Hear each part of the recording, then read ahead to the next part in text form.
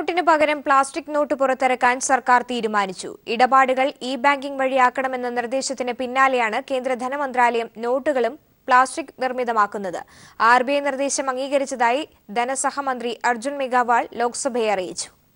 Plastic കാർഡുകൾക്ക് പുറമെ നോട്ടുകളും plastic നിർമ്മിതമാക്കാനാണ് സർക്കാർ തീരുമാനിച്ചത്. ധനകാര്യ സഹമന്ത്രി അർജുൻ രാം മേഘവാളാണ് ലോക്സഭയിൽ ഇക്കാര്യം അറിയിച്ചത്. പേപ്പർ നോട്ടുകൾക്ക് പകരം പ്ലാസ്റ്റിക് കറൻസികൾ കൊണ്ടുവരണമെന്ന RBI നിർദ്ദേശം സ്വീകരിച്ചാണ് സർക്കാർ ഇത്തരമൊരു തീരുമാനം കൈക്കൊണ്ടതെന്ന് ധനസഹമന്ത്രി വ്യക്തമാക്കി. ആദ്യഘട്ടമെന്ന നിലയിൽ 10 രൂപ നോട്ടുകളാണ് പ്ലാസ്റ്റിക് നോട്ടുകളായി അവതരിപ്പിക്കുക. കൊച്ചി, മൈസൂർ, ജയ്പൂർ, ഷിംല, ഭുവനേശ്വർ എന്നീ നഗരങ്ങളിലാകും ആദ്യം പ്ലാസ്റ്റിക് നോട്ടുകൾ എത്തിക്കുക. പേപ്പർ നോട്ടുകളിൽ അച്ചടി സമയത്തു ഗുരുതര പിഴവുകൾ റിപ്പോർട്ട് ചെയ്ത സാഹചര്യത്തിലാണ് പ്ലാസ്റ്റിക് നോട്ട് തീരുമാനത്തിലേക്ക് സർക്കാർ കടക്കുന്നതെന്ന് ധനസഹമന്ത്രി വ്യക്തമാക്കി. ഇതിനായി സാങ്കേതിക ക്രമീകരണങ്ങൾ സജ്ജമാക്കുന്നതിലെ കാലതാമസമാണ് മുന്നിലെ വെല്ലുവിളിയെന്നും ധനസഹമന്ത്രി അറിയിച്ചു. നിലവിൽ പേപ്പർ നോട്ട് ക്ഷാമം ശക്തമായ സാഹചര്യത്തിൽ പ്ലാസ്റ്റിക് നോട്ടുകൾ എത്ര വേഗം ഇനി എത്തിക്കാനാകുമെന്നതും കണ്ടറിയേണ്ടതാണ്. News bureau, Delhi. GCDയുടെ ഭൂമി വിൽപ്പനയിലെ ക്രമക്കേട് സംബന്ധിച്ച് കൂടുതൽ വിവരങ്ങൾ വിജിലൻസിന് ലഭിച്ചു. ടെൻഡറിൽ പോലും പങ്കെടുക്കാതിരുന്ന സ്വകാര്യ റിയൽ എസ്റ്റേറ്റ് കമ്പനിക്കാണ് N വേണുഗോപാൽ ചെയർമാനായിരിക്കെ ഭൂമി ലഭിച്ചതെന്ന് രേഖകൾ വ്യക്തമാക്കുന്നു. നഗരമധ്യത്തിലെ കണ്ണായ സർക്കാർ ഭൂമി യഥാർത്ഥ വിലയുടെ പകുതി തുകയ്ക്കാണ് ബ്ലൂ വൺ റിയൽറ്റേഴ്സിന് GCDയെ കൈമാറിയത്. കടവന്ത്ര മാതാനഗറിൽ നഗരവികസനത്തിനായി GCDയെ പൊന്നും വില കൊടുത്തു വാങ്ങിയ ഭൂമിയാണിത്. എറണാകുളം വില്ലേജിൽ സർവേ നമ്പർ 330/12 പെടുന്ന 45.83 സെന്റ് ഭൂമിക്ക് കോടികൾ വിലമതിക്കും. ബ്ലൂ വൺ റിയൽറ്റേഴ്സ് എന്ന റിയൽ എസ്റ്റേറ്റ് കമ്പനിയുടെ ഉടമസ്ഥതയിലാണ് ഈ ഭൂമി ഇപ്പോൾ. സർക്കാർ ഭൂമി സ്വകാര്യ റിയൽ എസ്റ്റേറ്റ് കമ്പനിയുടെ കൈവശമെത്തിയ ഇടപാട് സംബന്ധിച്ച് അന്വേഷണം നടത്തിയ വിജിലൻസിന് ലഭിച്ചത് ഞെട്ടിക്കുന്ന വിവരങ്ങൾ. കോൺഗ്രസ് നേതാവ് N വേണുഗോപാൽ GCDയെ ചെയർമാനായിരിക്കെയാണ് ക്രമക്കേട് നടന്നത്. ഭൂമി വിൽപ്പനയ്ക്കായി ടെൻഡർ ക്ഷണിച്ചതു മുതൽ ആരംഭിച്ചു ക്രമക്കേടിന്റെ പട്ടിക. ടെൻഡറിൽ പങ്കെടുത്തത് 3 പേർ മാത്രം. അതിൽ 2 പേർ PA നസീറും PA അബ്ദുൾ റഷീദും ഒരേ കമ്പനിയുടെ പാർട്ട്ണർമാർ. മൂന്നാമത്തെ ടെൻഡർ വ്യാജ പേരിലുമായിരുന്നു. ഇതിനായി വ്യാജ പാൻ കാർഡ് ഉണ്ടാക്കിയതായും വിജിലൻസ് കണ്ടെത്തി. കുറഞ്ഞത് 3 പേരെങ്കിലും ടെൻഡറിൽ പങ്കെടുക്കണമെന്ന നിബന്ധന പാലിക്കാനായിരുന്നു ഈ തട്ടിപ്പ്. സെന്റിന് 8 ലക്ഷം രൂപയ്ക്ക് അബ്ദുൾ റഷീദിന് ടെൻഡർ ഉറപ്പിച്ചു. ടൗൺ പ്ലാനർ 17 ലക്ഷം രൂപ സെന്റിന് മതിപ്പുവില നിശ്ചയിച്ച ഭൂമിയാണിത്. 7.5 കോടി രൂപ വിലമതിക്കുന്ന ഭൂമിക്ക് ലഭിച്ചത് പകുതിയിലും താഴെ 3.5 കോടി രൂപ മാത്രം. പണമടച്ച അബ്ദുൾ റഷീദ് തന്റെ പേരിൽ ഭൂമി രജിസ്റ്റർ ചെയ്യരുതെന്ന വിചിത്രമായ ഒരു ആവശ്യവും മുന്നോട്ടുവച്ചു. പകരം ബ്ലൂ വൺ റിയൽറ്റേഴ്സ് എന്ന സ്വകാര്യ റിയൽ എസ്റ്റേറ്റ് കമ്പനിയുടെ പേരിൽ ഭൂമി രജിസ്റ്റർ ചെയ്യാനായിരുന്നു അപേക്ഷ. എല്ലാ നിയമങ്ങളും ലംഘിച്ച് ടെൻഡറിൽ പങ്കെടുക്കാത്ത കമ്പനിക്ക് GCDയെ ഭൂമി രജിസ്റ്റർ ചെയ്തു നൽകി. കോടികൾ വിലമതിക്കുന്ന സർക്കാർ ഭൂമി അങ്ങനെ കുറഞ്ഞ വിലയ്ക്ക് റിയൽ എസ്റ്റേറ്റ് കമ്പനി സ്വന്തമാക്കി. വൻ ക്രമക്കേടും ഗൂഢാലോചനയും ഇതിനു പിന്നിൽ നടന്നതായാണ് വിജിലൻസിന്റെ കണ്ടെത്തൽ. വിജിലൻസ് കോടതിയുടെ നിർദ്ദേശപ്രകാരം കോൺഗ്രസ് നേതാവ് N വേണുഗോപാൽ ഉൾപ്പെടെ 4 പേരെ പ്രതികളാക്കി വിജിലൻസിന്റെ അന്വേഷണം പുരോഗമിക്കുകയാണ്. സമാന സ്വഭാവമുള്ള മറ്റു 3 ഭൂമി കുംഭകോണങ്ങൾ കൂടി ഈ കാലയളവിൽ GCDയിൽ നടന്നതായാണ് വിജിലൻസിന്റെ കണ്ടെത്തൽ. സാലി മുഹമ്മദ്, കൊച്ചി. ഇന്ന് സാർവദേശീയ മനുഷ്യാവകാശ ദിനം. രാജ്യത്ത് മനുഷ്യാവകാശ ലംഘനങ്ങൾ നടത്തുന്നവരിൽ മുന്നിലാരാണെന്ന ചോദ്യത്തിന് ലഭിക്കുന്നത് ഞെട്ടിക്കുന്ന മറുപടി. മനുഷ്യാവകാശ സംരക്ഷകരാകേണ്ട പോലീസാണ് രാജ്യത്ത് മനുഷ്യാവകാശ ലംഘനങ്ങൾ നടത്തുന്നവരിൽ മുൻപന്തിയിൽ. പോലീസിന്റെ മനുഷ്യാവകാശ ലംഘനങ്ങൾ താരതമ്യേന കുറവായ കേരളത്തിൽ കഴിഞ്ഞ 3 വർഷത്തിനിടെ രജിസ്റ്റർ ചെയ്തത് 16 കസ്റ്റഡി മരണങ്ങളെന്ന് റിപ്പോർട്ട്. ദേശീയ സംസ്ഥാന മനുഷ്യാവകാശ കമ്മീഷനുകൾ, സുപ്രീം കോടതി രൂപം നൽകിയ പോലീസ് കംപ്ലയിന്റ് അതോറിറ്റികൾ തുടങ്ങി മനുഷ്യാവകാശങ്ങൾ സംരക്ഷിക്കാനും പോലീസ് അതിക്രമങ്ങൾ കുറയ്ക്കാനുമുള്ള സംവിധാനങ്ങൾ രാജ്യത്ത് നിരവധിയുണ്ടെങ്കിലും ഇന്ത്യയിലെ പോലീസിന് ഇതൊന്നും ബാധകമേയല്ല. മനുഷ്യാവകാശങ്ങൾ ലംഘിച്ചതിന്റെ പേരിൽ ദേശീയ മനുഷ്യാവകാശ കമ്മീഷൻ ലഭിക്കുന്ന പരാതികളിൽ 30% പോലീസിനെ പ്രതിസ്ഥാനത്ത് നിർത്തിക്കൊണ്ടുള്ളവയാണ്. കേന്ദ്ര ആഭ്യന്തര സഹമന്ത്രി ലോക്സഭയിൽ നൽകിയ മറുപടിയിലാണ് ഞെട്ടിക്കുന്ന ഈ വിവരങ്ങളുള്ളത്. 2013-14 വർഷത്തിൽ രാജ്യത്താകെ പോലീസ് കസ്റ്റഡിയിൽ മരിച്ചവരുടെ എണ്ണം 140. 2014-15 130 പേർ കസ്റ്റഡിയിൽ മരിച്ചു. എന്നാൽ 2015-16 കാലത്ത് കസ്റ്റഡിയിൽ മരിച്ചവരുടെ എണ്ണം 153 വർദ്ധിച്ചു. മറ്റു സംസ്ഥാനങ്ങളെ അപേക്ഷിച്ച് മെച്ചപ്പെട്ട പോലീസ് സംവിധാനങ്ങളുള്ള കേരളത്തിൽ കഴിഞ്ഞ 3 വർഷത്തിനിടെ റിപ്പോർട്ട് ചെയ്യപ്പെട്ടത് 16 കസ്റ്റഡി മരണങ്ങളും പോലീസിനെതിരെ 537 കേസുകളും. മനുഷ്യാവകാശ പ്രവർത്തകൻ അഡ്വക്കേറ്റ് DB ബിനു. പോലീസിനെ സംബന്ധിച്ച് നിരവധി അവരുടെ നിയമവിരുദ്ധ പ്രവർത്തനങ്ങളെ തടയുന്നതിന് വേണ്ടിയുള്ള ഇൻസ്റ്റിറ്റ്യൂഷണൽ മെക്കാനിസം ധാരാളം ഉള്ളതാണ്.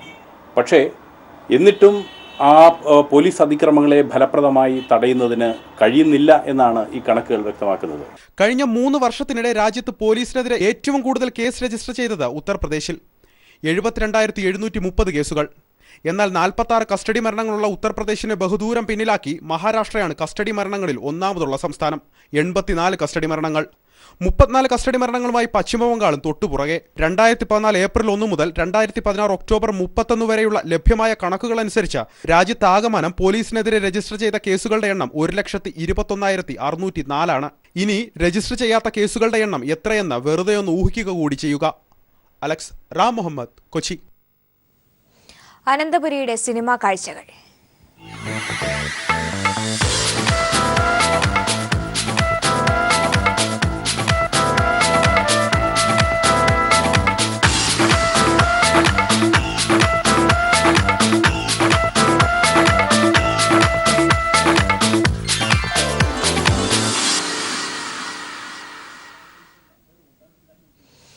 ഇരുപത്തിയൊന്നാമത് കേരള രാജ്യാന്തര ചലച്ചിത്രമേളയ്ക്ക് വർണ്ണാഭമായ തുടക്കം. തിരുവനന്തപുരം നിശാഗന്ധിയിൽ നടന്ന ചടങ്ങിൽ മുഖ്യമന്ത്രി പിണറായി വിജയൻ മേളയ്ക്ക് തിരിതെളിയിച്ചു.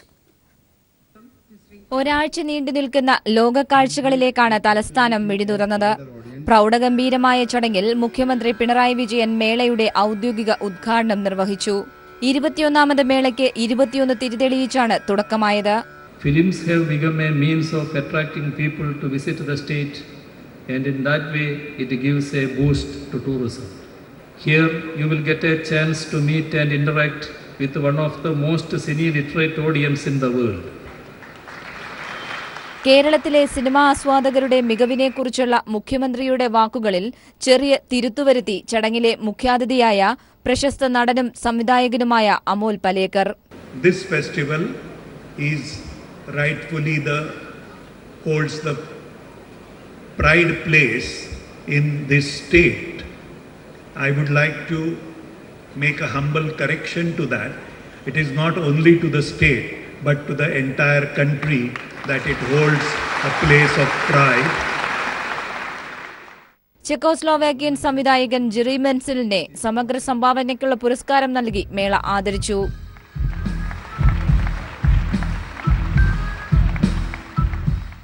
ഫെസ്റ്റിവൽ ബുക്ക്, ബുള്ളറ്റിൻ, കാറ്റലോഗ് എന്നിവയുടെ പ്രകാശനവും ഉദ്ഘാടന ചടങ്ങിൽ നടന്നു. ചടങ്ങിന് ശേഷം ഉദ്ഘാടന ചിത്രമായ പാർട്ടിംഗ് നിറസദസ്സിൽ പ്രദർശിപ്പിച്ചു. News bureau, Thiruvananthapuram. ഒരിക്കലും മറക്കാനാകാത്ത അനുഭവമായിരുന്നു ചലച്ചിത്രമേളയുടെ ഉദ്ഘാടന ചടങ്ങിലെ താളലയ ദൃശ്യവിരുന്ന്. മലയാളികളുടെ അന്യം നിന്നുപോയ കലകളുടെ പുനരാവിഷ്കാരം. റിഥം ഓഫ് കേരളയുടെ മുളസംഗീതം കാണികളെ ഒന്നടങ്കം കയ്യിലെടുത്തു.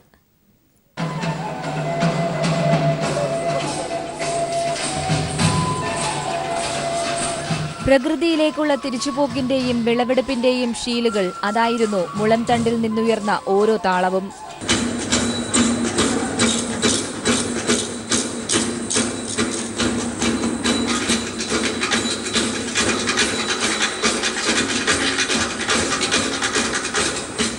മലയാളികളെ പഴമയിലേക്ക് കൊണ്ടുപോയ മുളസംഗീതം 1 മണിക്കൂർ പ്രേക്ഷകരെ കയ്യിലെടുത്തു. കടമ്പനാട്ട് ജയചന്ദ്രന്റേതാണ് ആവിഷ്കാരം.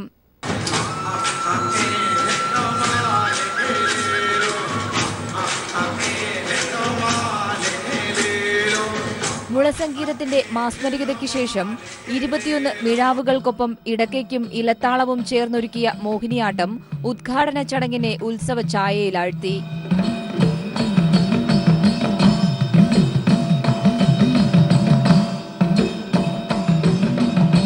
കേരളത്തിന്റെ തനത് കലാരൂപമായ ആദിരൂപം എന്ന് വിശേഷിപ്പിക്കുന്ന തോൽപ്പാവക്കൂത്തിലൂടെ ദൃശ്യ സംസ്കൃതിയും സാക്ഷ്യമായി.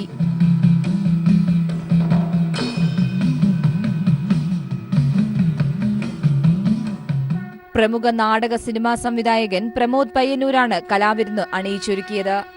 എസ് ഷീജ, തിരുവനന്തപുരം. പശ്ചിമേഷ്യയിലെ അഭയാർത്ഥി ജീവിതങ്ങളുടെ പൊള്ളുന്ന കഥ പറയുന്ന അഫ്ഗാൻ ചലച്ചിത്രം പാർട്ടിംഗ് ആയിരുന്നു അന്താരാഷ്ട്ര ചലച്ചിത്രമേളയിലെ ഉദ്ഘാടന ചിത്രം. പ്രണയ തീക്ഷ്ണതയാണ് സിനിമയുടെ മുഖ്യപ്രമേയമെങ്കിലും അഭയാർത്ഥികൾ അനുഭവിക്കുന്ന മാനസിക വ്യഥയാണ് സിനിമയുടെ പ്രധാന ഇതിവൃത്തം.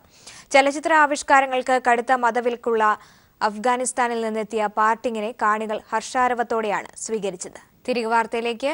പീപ്പിൾ എക്സ്ക്ലൂസീവ് UDF ഭരണകാലത്ത് ശബരിമല ഉത്സവവുമായി ബന്ധപ്പെട്ട് പുതിയ പാത്രങ്ങൾ വാങ്ങിയതിൽ കോടികളുടെ ക്രമക്കേട് നടന്നതായി ആക്ഷേപമുയർന്ന സാഹചര്യത്തിൽ ബന്ധപ്പെട്ട ഉദ്യോഗസ്ഥർക്കെതിരെ അച്ചടക്ക നടപടി സ്വീകരിക്കണമെന്ന റിപ്പോർട്ട് ദേവസ്വം ബോർഡ് അധികൃതർ പൂഴ്ത്തി.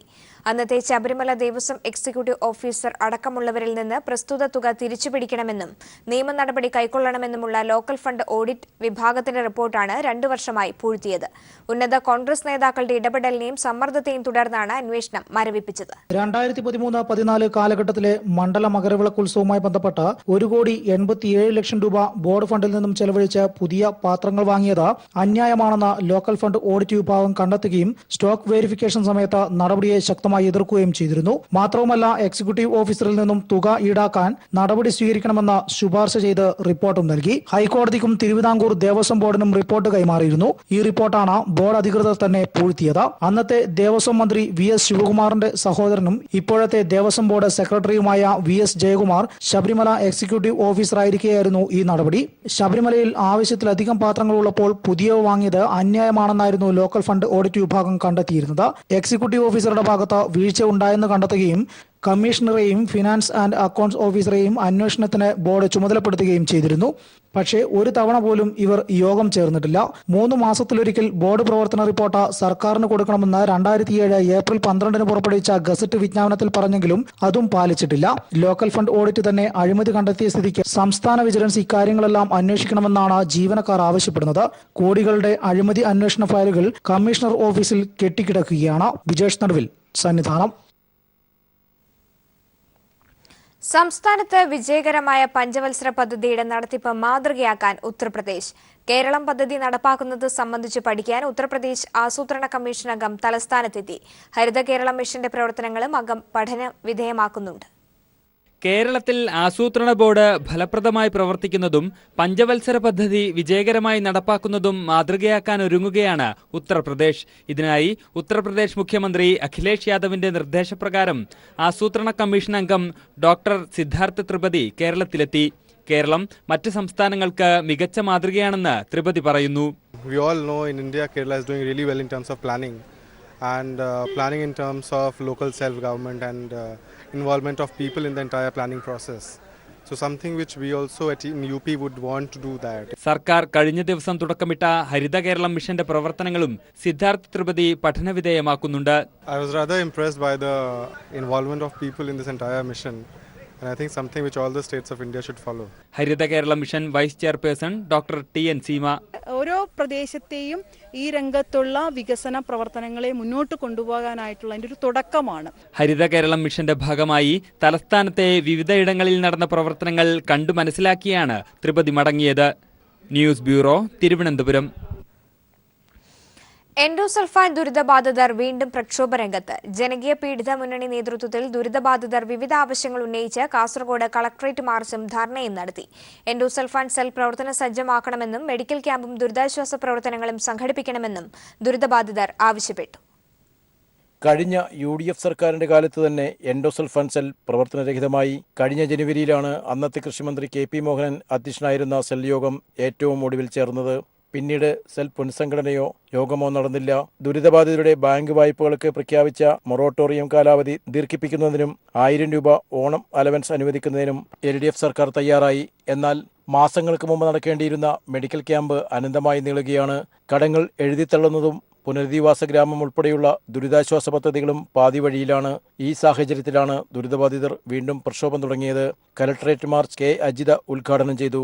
ദുരിതബാധിതരുടെ പ്രശ്നങ്ങൾക്ക് അടിയന്തര പരിഹാരം കാണാൻ സർക്കാർ പ്രത്യേക പരിഗണന നൽകണമെന്ന് അജിത ആവശ്യപ്പെട്ടു. ഇത്രമാത്രം പ്രതീക്ഷ നൽകിയ ഈ സർക്കാർ തീർച്ചയായിട്ടും ഈ പ്രശ്നത്തിൽ അടിയന്തര പ്രാധാന്യത്തോടു കൂടിയിട്ടുള്ള നടപടികൾ എടുക്കണം എന്ന് തന്നെയാണ് എനിക്ക് സർക്കാരിനോട് ആവശ്യപ്പെടാനുള്ളത്. വിദ്യാനഗറിൽ നിന്നാണ് മാർച്ച് ആരംഭിച്ചത്. ജില്ലയുടെ വിവിധ പ്രദേശങ്ങളിൽ നിന്നായി 1000-ലേറെ ദുരിതബാധിതരും അവരുടെ കുടുംബാംഗങ്ങളും സമരത്തിൽ പങ്കെടുത്തു. News bureau, Kasaragod. Kollam DCC നിയുക്ത പ്രസിഡന്റ് ബിന്ദു കൃഷ്ണ മുൻ DCC പ്രസിഡന്റ് സരസ്വതി കുഞ്ഞുകൃഷ്ണനെ കണ്ട് പിന്തുണ നേടി. തന്റെ പുരുഷ മേധാവിത്വത്തിനുള്ള മുന്നറിയിപ്പ് പറയാതെ പറഞ്ഞ് ബിന്ദുകൃഷ്ണ തന്നെ വേട്ടയാടാൻ കാത്തിരിക്കുന്നവർക്ക് വ്യക്തമായ സൂചനയും നൽകി.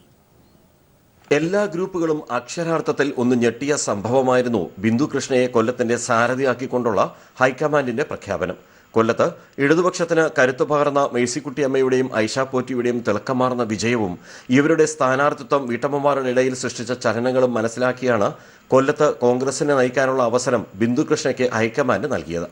കൊല്ലത്ത് മുൻ DCC പ്രസിഡന്റ് സരസ്വതി കുഞ്ഞികൃഷ്ണനെ കണ്ട് പിന്തുണ നേടിയ നിയുക്ത പ്രസിഡന്റ് തനിക്ക് നേരെ ഉയർന്നേക്കാവുന്ന പുരുഷ മേധാവിത്വത്തെ കരുതലോടെ നേരിടുമെന്ന് മുന്നറിയിപ്പ് നൽകി. അല്ല, ബഹുജനം പലവിധം, ഓരോരുത്തരുടെയും നിരീക്ഷണങ്ങൾ വ്യത്യസ്തമായിരിക്കും. അത് അവർക്ക് വിടുക എന്നുള്ളതാണ്.